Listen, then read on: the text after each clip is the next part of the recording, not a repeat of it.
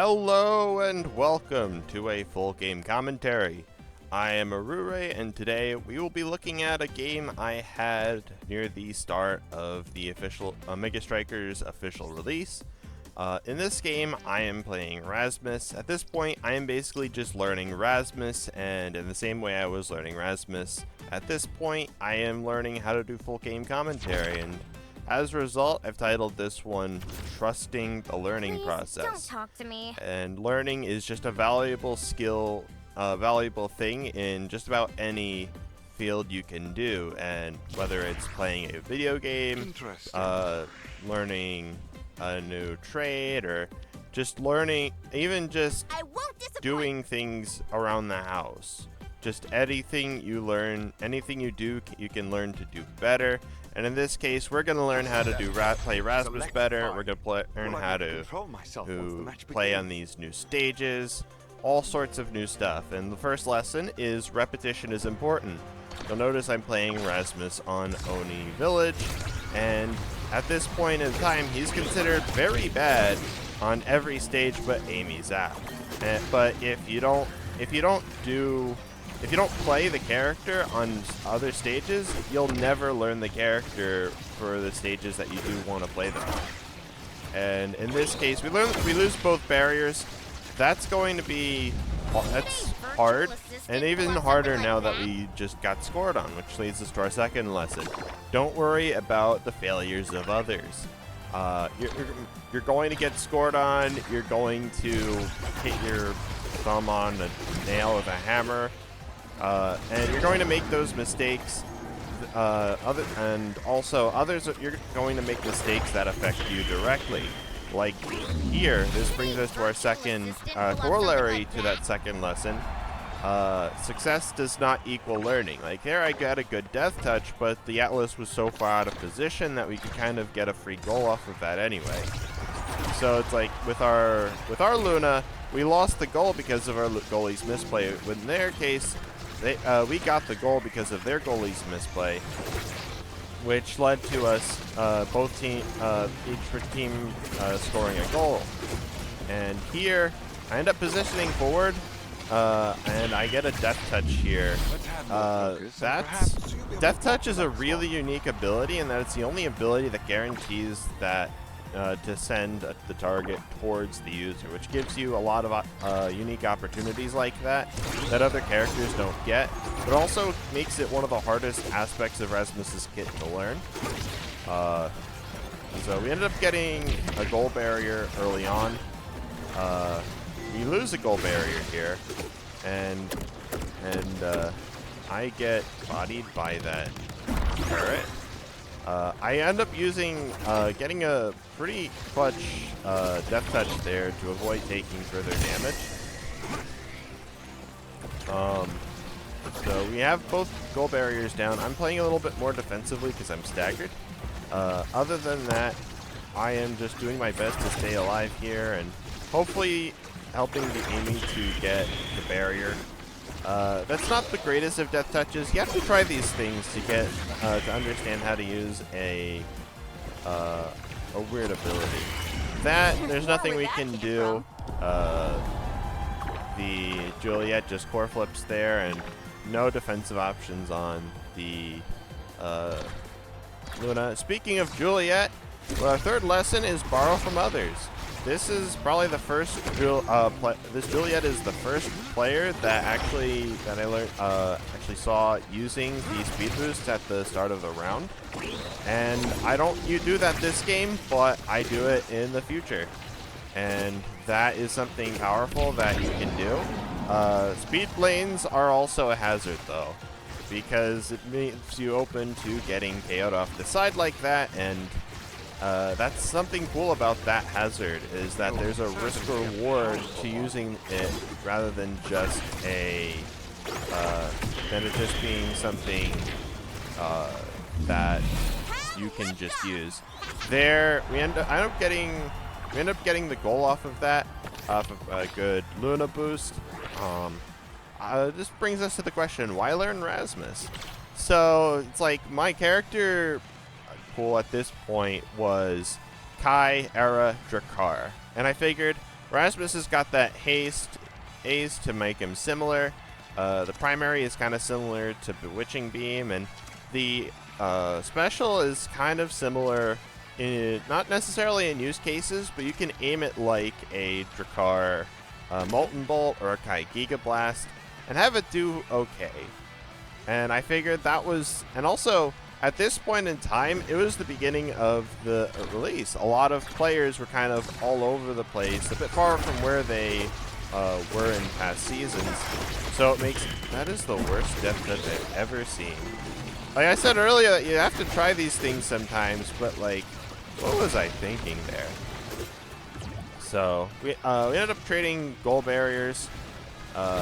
The defensive nature of Atlas kind of makes it, we're kind of winning. It's like when you have an aggressive goalie, if you're even on goals, if you're even on goal barriers, you're kind of in an advantageous position, because you're not really you're not really playing a character that is trying to commit to that goal barrier defense. It's like when you're playing a more aggressive goalie, you want that aggressive play style, and being even on those goal barriers with an aggressive goalie is just really powerful. Whereas with a defensive goal, you have to make sure you're not losing any of those barriers. So Atlas kind of panicked there, I guess. It's like it was a mistake on the Atlas's part, but it was kind of an understandable mistake. So we lose both goal barriers basically right away. That's kind of what you need to be doing if you have a defensive goalkeeper like that. And if you're playing an aggressive goalkeeper, you need to not be screwing your allied forwards over. I can't really blame the Luna too much, though. I'm not sure. I feel like the play would have been okay, just in general. So, but again, you can't really blame your goalkeepers. Like in instances like that, they're going to make mistakes, and you just have to play around them and not get too discouraged, not get too angry. And if they're playing bad, you need to be able to encourage them a bit. And also, as a forward, you need to be able to take the pressure off of them. Like here, well, Luna gets the goal barrier here. That's kind of one of the big strengths of these aggressive forwards. And Luna is the most lopsidedly aggressive forward in the game, whereas Atlas is like the complete opposite as the most defensive forward in the game. So it's like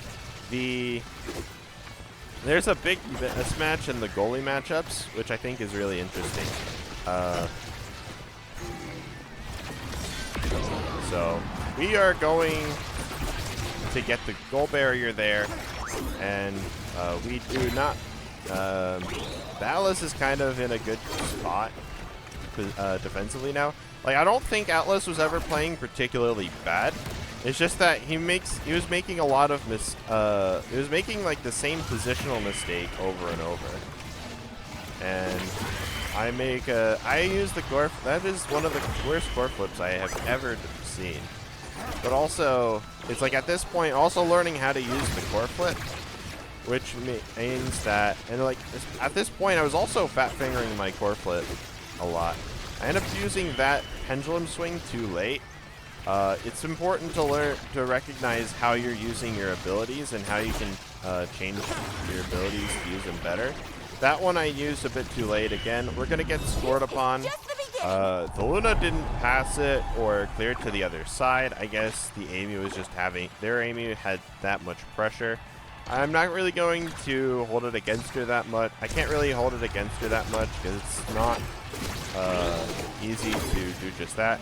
The Amy and I are our Amy and I are kind of positioning horribly. I should be the scorer here, but I'm positioning too far back for that. Whereas the Amy is trying to compensate for that at some points by going forward while letting me be the forward. Whereas I need to commit to being the aggressive forward while Amy plays the midfielder. And so, yeah, and we're going to get the goal barrier here, and we're in a much better spot overall because I'm positioning more towards the front to to actually, like, in this case, I KO the Atlas, and then Amy can follow up with the goal, which is just a fantastic result. And because of that KO, I end up getting the MVP for that round. And so it's like with the Awakening draft, at this point, I'm just trying to learn what's good on him. So I just pick something that I think is going to be good and hope for the best. I pick Chrono Boost here because the hastes just get really, really boosted off of Chrono Boost. Because like it's applying once for the haste and then once for the buff portion of it. So it lasts longer and it is a lot stronger. Whereas Big Fish I took last round because I look at his abilities, they're all melee abilities. So it's like the Size Increase should do well.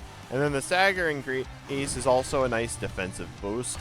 Unfortunately, Pendulum Swing was bugged at this point, where it didn't apply the size boost properly. And also, it's kind of unfortunate here. The size increase isn't going to prevent me from dying to the Juliet off of mispositioning. We do end up getting the goal barrier here. One of the big problems with this Atlas was that he was just frequently not positioning right to protect the goal barriers, and with that I break his ankles and we get the goal.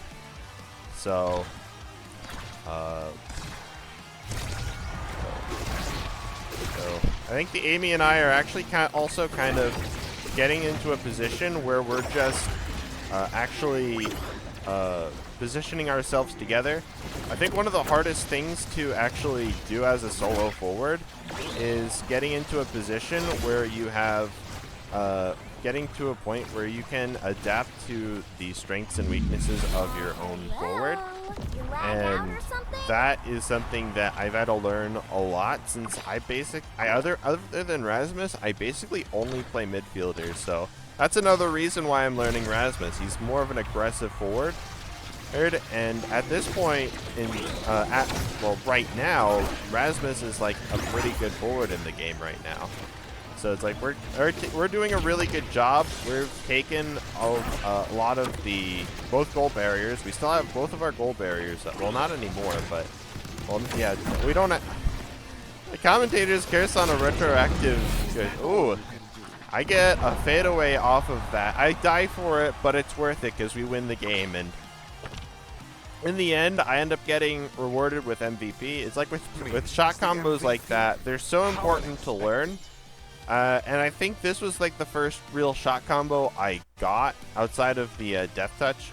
Like shot combos with Pendulum Swing were just really awkward for me because I'm not really used to them.